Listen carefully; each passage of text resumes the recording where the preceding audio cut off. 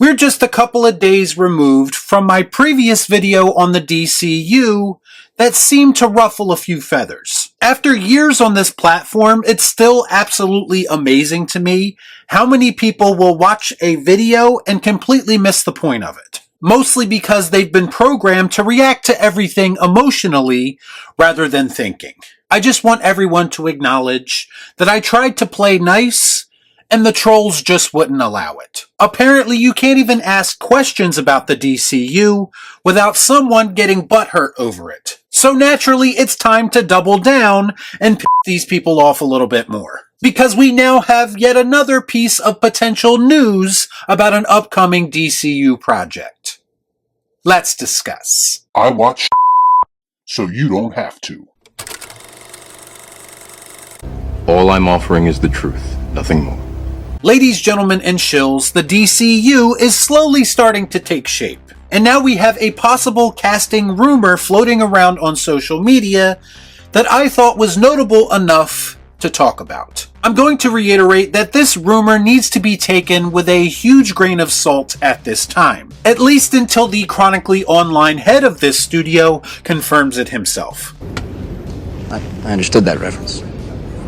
Nexus Point News is reporting that Josh Brolin has reportedly been offered the role of Hal Jordan, which is one of two leads in the upcoming HBO series, Lanterns. The series follows new recruit John Stewart and Lantern legend Hal Jordan, two intergalactic cops drawn into a dark, Earth-based mystery as they investigate a murder in the American heartland. Now I'm going to be honest with you. The thought of a Green Lantern buddy cop series or movie has always been intriguing to me. There have been rumors of such a project being in the works at WB for years now, even before the DCU reboot was a thing. But I do think that there is a lot of potential with a concept like that. If you couple that with the fact that people like Chris Mundy and Damon Lindelof are involved, I wouldn't say that each of those individuals has a flawless record.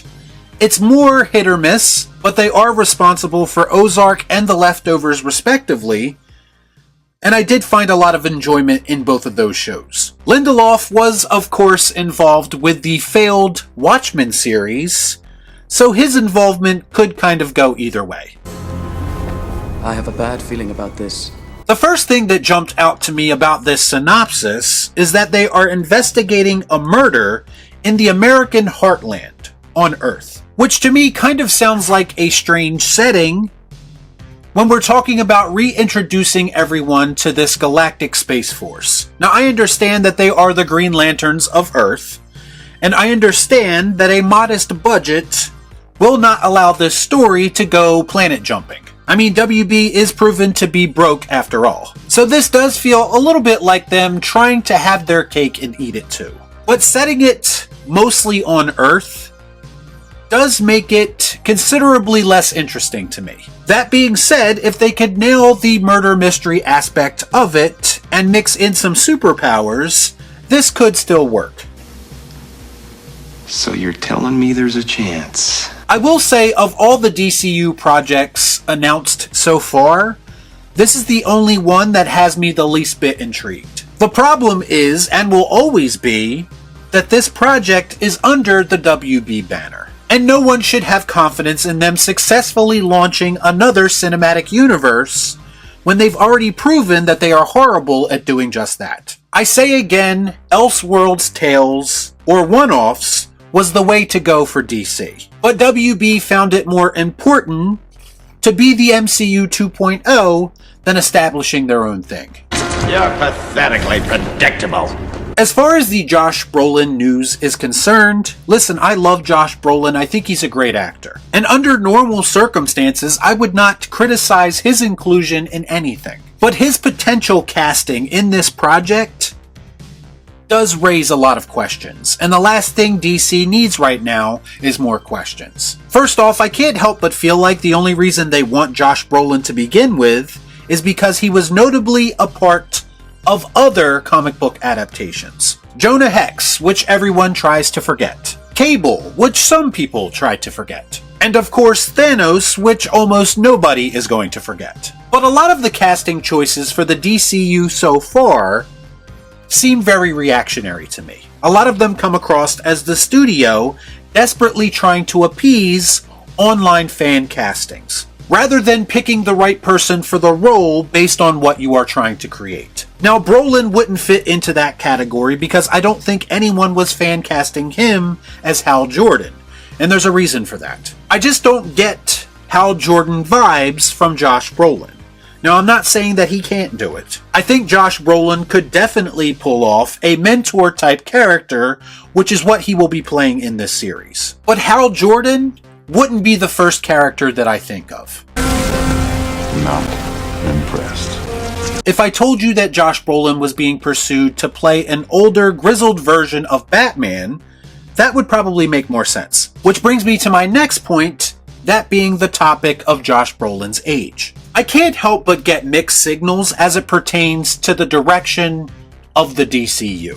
I mean, we're told that it's a reboot and that it's starting from scratch. Yet with every announcement, it sounds like we are being dropped in the middle of an already established universe. I mean, think about the amount of characters who are going to appear in Superman's first movie alone. It doesn't sound like them building an entire universe from the ground up.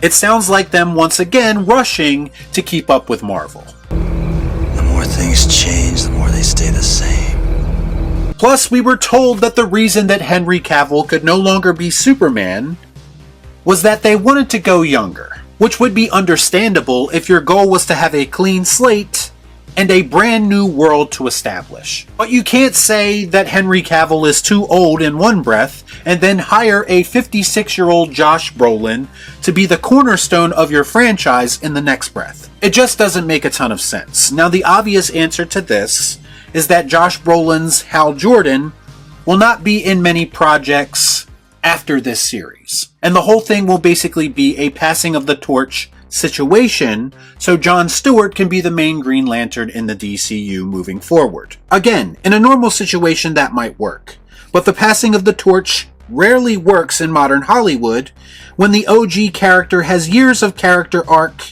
and story under their belt. How's it going to be as effective when the audience doesn't have that same relationship with this version of Hal Jordan? I don't get it. I don't know if introducing him and then writing him off so quickly is the right move when it comes to such a beloved character. Again, their goal should be to win people's trust back, to gain back the audience that they lost. The only way that I could see this working is if they take the Men in Black approach, with Brolin's Hal Jordan basically being the equivalent of Tommy Lee Jones' K. But again, if you are going to include Hal Jordan in that way in a limited capacity, then you're going to have to make the most of his screen time. Bottom line, I can't help but feel like this is another strange casting decision in a long list of strange casting decisions for the DCU. I would say this is the least egregious considering the pedigree of someone like Josh Brolin, but pedigree and talent means absolutely nothing if you are saddled with a dog shit script in a universe that is already messy. I'm willing to wait and see how it all turns out, but as I said in my previous video, the DCU reboot is facing an uphill battle with very little room for error because of an already fractured fan base. Because the first sign of failure or unrest could lead to a very reactionary WB, doing what WB does and pulling the plug on the DCU before it has an opportunity to establish itself. Y'all be cool. Nah.